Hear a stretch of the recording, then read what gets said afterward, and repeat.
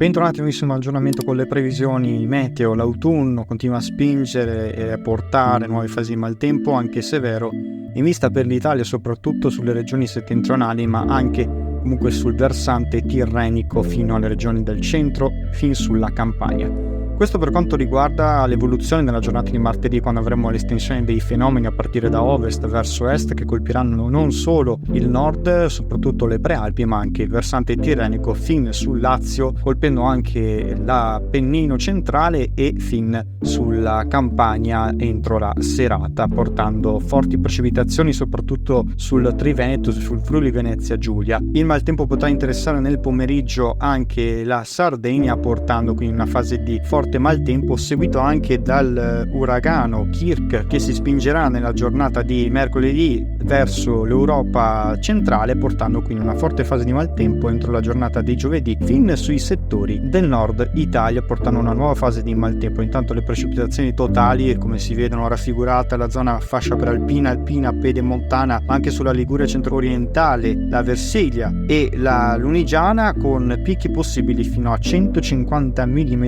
con potenziali criticità idrogeologiche, altrove valori comunque attorno ai 40-50 mm sul resto della Val Padana. Condizioni che caratterizzano poi il corso dei prossimi giorni, una piccola pausa nella giornata di mercoledì mattina e pomeriggio, poi entro la serata arriverà l'azione dell'uragano Kirk, subirà quindi una trasformazione in un ciclone sull'Europa, portando una fase instabile a partire da giovedì sui settori del nord-ovest, sulle prealpi e Alpi del Piemonte fino alla Lombardia, interessare le prealpi lombardo-venete fin sulle alte pianure e anche sulla Toscana. Da notare come l'estremo sud, in particolare l'area ionica e la Sicilia, continueranno a sperimentare condizioni estremamente siccitose, con precipitazioni sempre più intense, invece come si nota nelle aree in giallo e in rosso sulle zone montane, sulle prealpi lombarde, condizioni che porteranno quindi a una fase in lento graduale miglioramento, con una possibile espansione dell'anticiclone subtropicale, con temperature sempre in rialzo fin sul nord Italia, quando al centro-sud saranno comunque sempre elevate per il periodo. Rimarremo sopra media molto probabilmente a partire dalla giornata di sabato un po'. Da segnalare come il sud sperimenta temperature elevate nel corso dei prossimi giorni, continuerà anche nella settimana. Questa è la grafica che raffigura